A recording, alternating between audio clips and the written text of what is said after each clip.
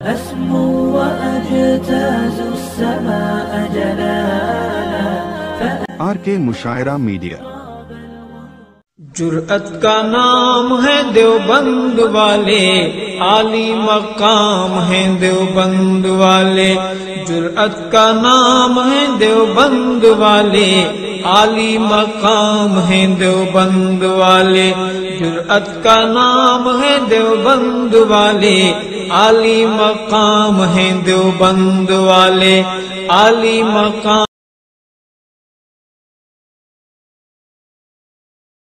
ونصلي على رسوله الكريم أما بعد فأعوذ بالله من الشيطان الرجيم بسم الله الرحمن الرحيم ألف لام ميم ذلك الكتاب لا ريب فيه هدى للمتقين صدق الله العلي العظيم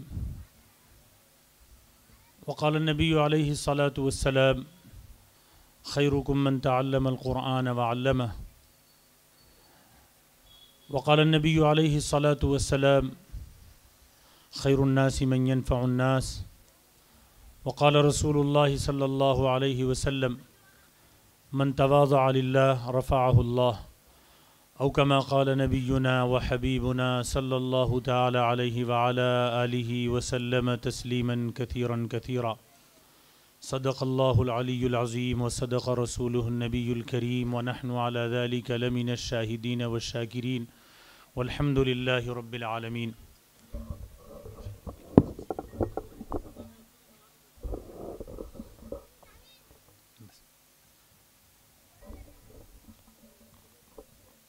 معزز حاضرین گرامی، حضرات علماء کرام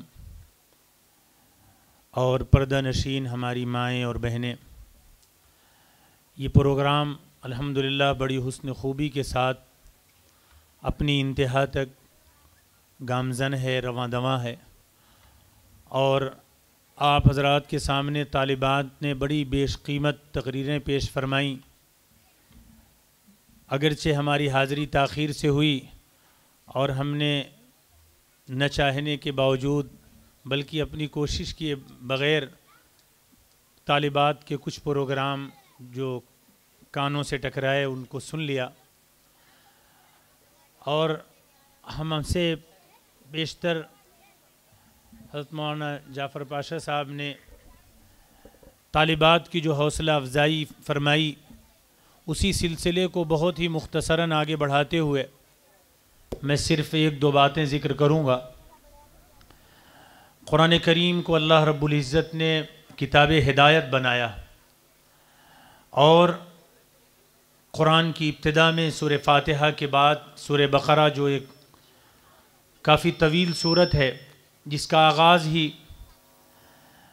اللہ کی کتاب کے تعارف کے ساتھ ہوتا ہے، ذالک الکتاب لا ریب فیہ، کہ یہ کتاب، اس میں آنے والے جو مضامین ہیں، جتنی باتیں ہیں اخیر تک، یہ سب بغیر شبہ کے ہیں، اس میں کسی طرح کا کوئی ڈاؤٹ، کوئی شک، کسی تردد اور شک کی گنجائش نہیں ہے۔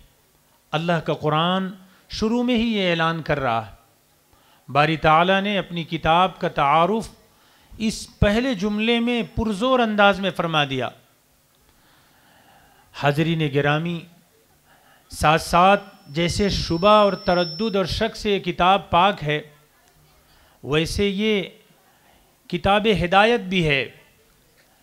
اس کو پڑھنے والے، اس سے انسیت رکھنے والے، اس کے پڑھانے والوں سے محبت رکھنے والے، اس کے لیے تدبیریں اور کوششیں کرنے والے، جس طریقے سے اس سے تعلق رکھنے والے لوگ ہیں، وہ ہدایت پانے والوں میں کسی نہ کسی درجے میں شامل ہیں۔ معزز حاضرین گرامی، میرے غیور دینی بھائیوں، ملکی حالات کے تناظر میں جو موجودہ صورتحال ہے، بغیر کسی تردد کی یہ بات کہی جا سکتی ہے کہ اس پرفتن ماحول میں جو لوگ کتاب الہی سے دور ہیں، ظالم اور باطل کے چنگل میں زیادہ تر وہی لوگ گرفتار ہوتے ہیں، وہی پھنستے ہیں۔ انہی کے گھر میں یہ احوال پیش آتے ہیں کہ بچیاں اپنے آپ سے اپنی زندگی کا شریک کسے بنانا ہے اس کا فیصلہ کر لیتی ہیں۔ وجہ اس کی یہ ہے کہ ہم اس کتاب الہی سے اس درجے کا تعلق نہیں رکھتے جس کا اللہ نے ہمیں حکم دیا. حالانکہ دنیا کی واحد کتاب ہے جو سب سے زیادہ پڑھی جاتی ہے، جس کے نقطے، حرف، الفاظ سب سچے ہیں، جس میں کوئی شک و شبہ ہو ہی نہیں سکتا. اس کو ہر شخص تسلیم کرتا ہے. باطل بھی یہ مانتے ہیں کہ ہماری کتابیں اتنی نہیں پڑھی جاتی، اتنا اس کا شمار نہیں ہے، اتنا لوگوں کے دلوں میں اس کا وقار نہیں ہے جتنا مسلمانوں کا اپنی کتاب سے جذباتی تعلق ہے. لیکن یہ حقیقت بھی 100% مسلم ہے کہ مسلمان قرآن سے وہ وابستگی اور محبت نہیں رکھتا جو اسے رکھنی چاہیے. ان بچیوں کا پروگرام ہمیں اور آپ کو یہ مہمیز لگاتا ہے، ابھارتا ہے، سبق دیتا ہے کہ ہم اللہ کی کتاب سے وہ تعلق رکھیں.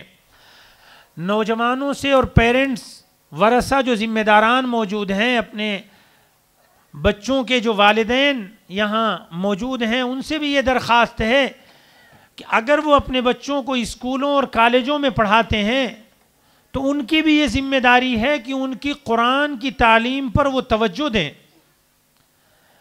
گھر کے بغل میں کوئی خاتون ہے یا اوپر فلور میں کوئی عورت رہتی ہے، وہ پتہ نہیں کس طرح ٹیڑھا میڑھا قرآن پڑھتی ہے، اس کو سلیقہ ہے یا نہیں. ہم اس کے حوالے اپنے بچے کو چند گھنٹوں، چند منٹوں کے لیے اور ایسے چند مہینوں کے لیے چھوڑ کر یہ سمجھتے ہیں کہ ہم اپنی ذمہ داری سے فارغ ہو گئے.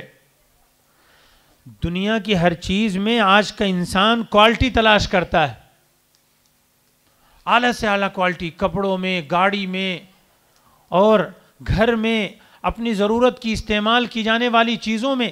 کیا اللہ کی کتاب ہی سب سے کم وقات والی رہ گئی کہ اس کے پڑھنے میں، اپنے بچوں کو اس کی تعلیم دلانے میں کوئی کوالٹی نہیں، چاہے جس طرح پڑھ لیں. ہمارے چھوٹے چھوٹے نونہال بچے دیکھتے دیکھتے بڑے ہو جاتے ہیں اور وہ قرآن نہیں سیکھ پاتے ہیں، چونکہ وہ کسی خاتون سے 1-2 صفحہ پڑھ لیتے ہیں، کبھی نورانی قاعدہ مکمل ہوا، کبھی نہیں ہوا، یا 1-2 پارے پڑھ کر ہم سمجھتے ہیں کہ انہوں نے شاید دینی تعلیم کا حق ادا کر دیا، جتنا نہیں کرنا تو اس سے زیادہ کر دیا. یہ ہماری بھول ہے. اللہ کی کتاب کا ہر حرف سچا ہے، اس کو پڑھنا، اس کو پورا کرنا، اس کو دہراتے رہنا، اس کی تکمیل کرنا، اس سے تعلق رکھنا اور اپنی پوری زندگی کے لیے اس کو نمونے عمل بنا لینا، یہ مومن کی سعادت ہے. اور اس کو اچھے سے اچھے انداز میں پڑھنے کا اتنا ہی زیادہ اجر ہے. اس میں کوالٹی پیدا کر کے دکھائیں، اس کے حروف اچھے ادا ہوں، اس کو اچھے ترنم، اچھے لہجے سے پڑھا جائے، اور اس کو پڑھ کر جو تازگی مومن کے دل میں آنا چاہیے، جو بلائیں اور آفات گھروں سے دور ہونی چاہیے، وہ ہم کو محسوس ہو. اس کی تلاوت گھر میں ہمارے بچے کریں، صبح و شام کے اوقات میں کوئی وقت اس کے لیے متعین کریں. ہم نے قرآن کریم سے بہت دوری اپنائی. کیا بہتر ہوتا کہ اس کے معنی و مفہوم کو سمجھ کر اس کے احکام کو ہم دنیا میں پھیلاتے، اور ہم دنیا کی کسی چیز سے نہ متاثر ہوتے قرآن کی تعلیم کے رہتے ہوئے. لیکن ہم نے تو اپنے بچوں کو جو اس کا ابتدائی مرحلہ ہے اس کو دیکھ کر سلیقے سے پڑھنا، ہم نے یہ حق بھی ادا نہیں کیا. پیرنٹس اپنے بچوں کے بارے میں خود اپنے ذہن و دماغ میں، اپنے گریبان میں جھانک کر دیکھیں کہ کتنے بچے ہیں جو بڑے ہو گئے، ان کا قرآن مکمل نہیں ہوا، 2 پارے، 5 پارے، 10 پارے پر انہوں نے اپنی تعلیم چھوڑ دی اور اپنی دنیاوی تعلیم کے پیچھے لگے رہے. یقیناً وہ دنیاوی تعلیم آپ کی دنیا کی ضرورت ہے، آپ کے معاش کی ضرورت ہے، اور موجودہ حالات میں اس کو بہتر سے بہتر حاصل کرنے کی ضرورت ہے.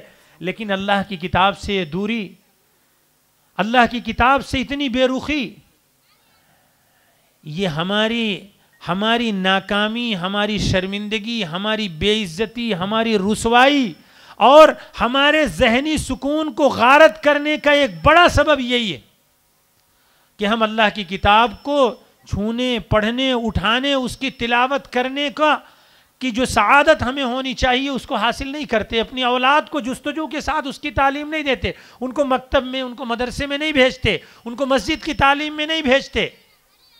اس 1-2 گھنٹے کی محنت کو ورثہ، اولیاء، بچوں کے والدین اپنے ذمے لازم سمجھ لیں اور ان کی خبرگیری ان کی تعلیم کے ساتھ کرتے رہیں.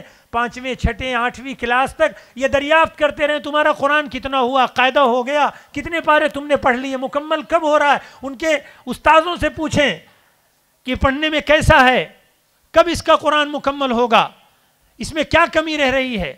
یہ ذمہ داری ہے. اگر اس ذمہ داری کو ہم نے ادا نہ کیا تو جب اللہ کی کتاب سے محبت نہیں ہوگی، دین سے محبت نہیں ہوگی، اولاد والدین کی فرما بردار بھی نہیں ہوگی، انہیں شوق نہیں ہوگا، انہیں دین کی جستجو نہیں ہوگی، نتیجہ یہ ہوگا کہ وہ اپنی زندگیوں کا فیصلہ خود کریں گے. صرف ایک قرآن سے لگاؤ اور محبت اور اس کو بہتر سے بہتر انداز میں آپ بچوں کو پڑھنا سکھا دیں 1-1.5 گھنٹے کی محنت میں، اللہ کی ذات سے 100% یہ امید ہے کہ وہ اولاد آپ کے لیے خیر کا باعث بنے گی، لوگوں کے لیے نفع کا باعث بنے گی. دین سے، قرآن سے، سنت سے، نبی سے، اولیاء اللہ سے، نیک لوگوں سے، بزرگوں سے، مدارس سے ان کو محبت ہوگی. وہ ان چیزوں کی عظمت کو سمجھیں گے. اللہ کے نبی علیہ الصلوۃ والسلام کی ذات اقدس سے، آپ کے خانوادے سے اس اولاد کو بچپن میں جو محبت ہو جائے گی وہ اس کی زندگی تک اس کے دلوں میں باقی رہے گی. معزز حاضرین گرامی اور دینی بھائیوں، ایک تو یہ قرآن کریم کی تعلیم کے تعلق سے ہمیں بہت زیادہ فکر مندی کی ضرورت ہے. دوسری بات بہت ہی مختصراً ذکر کر کے میں بات کو ختم کرتا ہوں. ہم سب کے مخدوم و محترم حضرت PM مزمل صاحب موجود ہیں اور درس تکمیل ختم بخاری کی بھی ہونی ہے. حاضرین گرامی، ہماری جو یہ طالبات آج فارغ ہو رہی ہیں ان سے درخواست کرنا چاہتا ہوں. بہت سی دفعہ بہت سے عام لوگوں سے بھی یہ باتیں سننے کو ملتی ہیں کہ ہماری ان بچیوں میں، ان فارغات میں کوئی بہت زیادہ تبدیلی ان بچیوں کے مقابل میں نہیں نظر آتی جنہوں نے دینی تعلیم حاصل نہیں کی. اس کی وجہ یہ ہے کہ ہماری یہ طالبات جنہوں نے اتنے اہم علوم کو اپنے سینوں میں پیوست کیا ہے، قرآن کی حدیث، سنت کی تعلیم، حدیث کا علم، ان کی یہ ذمہ داری ہے کہ وہ اپنے آپ کو دین کی خادم سمجھیں. وہ یہ سمجھیں کہ ہمیں دین کو اپنی زندگی میں لانا ہے اور ہم دوسروں کے لیے نمونہ بنیں گی. کبھی جیسے کسی کے لیے فخر، تکبر اور بڑائی اچھی چیز نہیں ہے. اللہ کے رسول علیہ الصلوۃ والسلام نے فرمایا جو تکبر کرتا ہے اللہ رب العزت اس کو پست کر دیتے ہیں. ومن تواضع رفعہ اللہ، جو اللہ کے لیے اپنے آپ کو چھوٹا بناتا ہے، حقیقت میں وہ چھوٹا ہوتا نہیں، اللہ کے ہاں اس کا درجہ بہت بلند ہے، لیکن جو اپنے آپ کو کم مان کر، کم سمجھ کر زندگی بسر کر لیتا ہے، حقیر سمجھ کے نہیں، فخر و تکبر سے جو اپنی زندگی کو بچا لیتا ہے، اللہ رب العزت اس کو بلند کرتے جاتے ہیں، بلندی کی منزلیں وہ طے کرتا رہتا ہے. ہماری یہ طالبات بھی کسی طرح کے فخر، بڑائی کے بغیر اپنے آپ کو دین کی خادم سمجھیں، اپنی ذمہ داریوں کو محسوس کریں، تواضع کی زندگی، اخلاق مندی کی زندگی، اپنے کریکٹر کو لوگوں کے لیے جس گھر میں وہ جائیں، جہاں ان کو خدمت کا موقع ملے، نمونہ بنا کر پیش کریں. یہ حدیث تمام تر کے لیے یکساں مفید ہے. اگر کوئی عام حالات میں وہ متکبر ہے تو اس کے لیے بھی یہ بات، اس پر بھی یہ صادق آتی ہے کہ وہ ایک نہ ایک دن پستی اور ذلت میں جائے گا. ایسے ہی اگر علم والا ہے، بلندیوں والا ہے، مال و دولت کی کثرت والا ہے، سب کے لیے اللہ کے رسول علیہ الصلوۃ والسلام کا یہ فرمان بالکل 100% برحق ہے کہ اگر وہ تکبر اور بڑپن میں مبتلا ہوتا ہے تو یہ دنیا اس کو ذلت کا سبق دیتی ہے. اس لیے تواضع کی زندگی، عاجزی کی زندگی، انکساری کی زندگی، دنیا میں نفع بخش بن کر اپنے آپ کو زندگی گزارنے والا بنے، ہم کسی کے لیے نافع بنے. پیارے آقا علیہ الصلوۃ والسلام کا فرمان ہے خیر الناس من ينفع الناس، لوگوں میں سب سے اچھا بہترین وہ ہے جو لوگوں کے لیے نفع بخش ہو، ہماری ذات دوسروں کے لیے کارگر ہو، ہم کسی کے لیے کچھ کرنے والے بنیں، ہم کسی کے لیے خیر خواہی کا جذبہ رکھیں، نہ یہ کہ حسد، بدخواہی اور طرح طرح کے الٹے سیدھے گمان، لوگوں کا برا چاہنا، یہ جو تصور ہے اور جو خیال ہے، اپنی دیکھ لینا، اپنا بنا لینا، یہ مزاج ہلاکت میں مبتلا کرنے والا.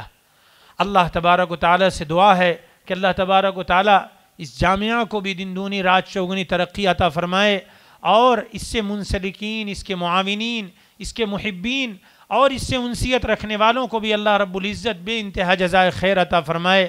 آمین. وآخر دعوانا الحمد للہ رب العالمین.